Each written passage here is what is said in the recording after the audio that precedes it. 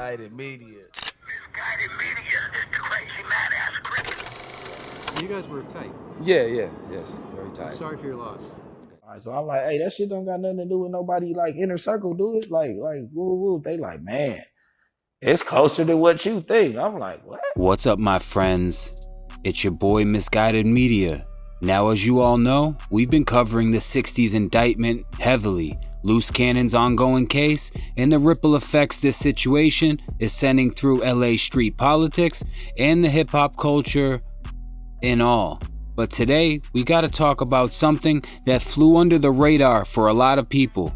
It's an older clip, but it just resurfaced on Instagram via We Starvin', and it's got major implications. We're talking about a Pass Say Cheese interview with Bricc that, once you listen closely, sounds like a full-on contradiction from things he's been saying publicly for years. And with Nipsey Hussle's name involved, this isn't just some minor slip-up. This is something that, if true, could completely shift the narrative. So let's break it down. For years now, Bricc has been vocal, like real vocal, about how the police didn't know who Eric Holder was at the time of Nipsey's shooting. And more importantly, he kept repeating that whoever gave the police Holder's hood name, Lil Shitty, is a straight up snitch. That's been his stance. I'm like, hey, I'm like, what the fuck happened? I'm like, it don't got, but well, mind you, there's a lot of shit going on at the time. So I'm like, hey, that shit don't got nothing to do with nobody like inner circle, do it? Like, woo woo. They like, man, it's closer to what you think. I'm like, what? I'm like, what you mean closer? This nigga been doing drugs, going off the map and all. But in this Say Cheese interview that just resurfaced, Bricc admits to something wild. He says while he was locked up at the time of Nipsey's death, he had a conversation with somebody from the 60s set, and they were trying to figure out who did the hit. He guessed on a jail phone and said on record, Lil Shitty shot Nip.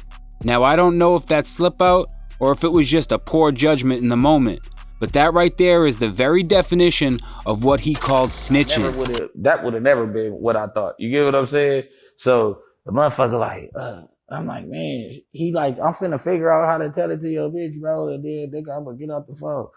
I mean, call back in like 5 minutes. We're gonna figure out how to work the phone. I'm crying, I'm stopping. Like, damn, who killed this nigga, man? Like, damn, like at this point, it's like, did my brother kill him? Did my cousin? You know what I'm saying? Like, did he kill him? Ooh. So I call back, they like, it's baby you. I'm like, baby you? I'm like, hell no. That's my little bro. I'm like, cuz they killed Nipsey. This big you. Like, nah, baby you. And I'm like, baby me. I'm like, baby shit. And I say that on the phone, like, you dumbass nigga, why you on the phone? I'm like, oh shit. Cause you know them calls is recorded. He did exactly what he criticized others for doing. And let's be real, those calls are monitored. We all know that. Everybody knows that.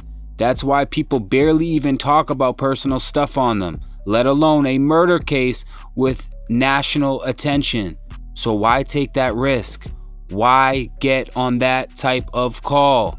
That's a wild contradiction, and it raises a heavy question.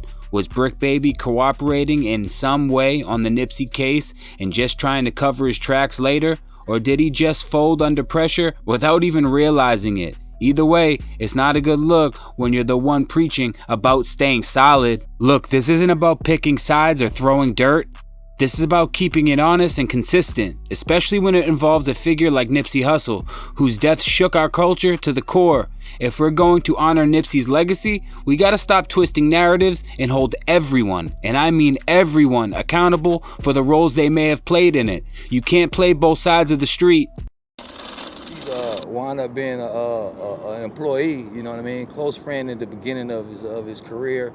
Eventually he hired me on as full time. So you guys were tight. Yes, very tight. I'm sorry for your loss.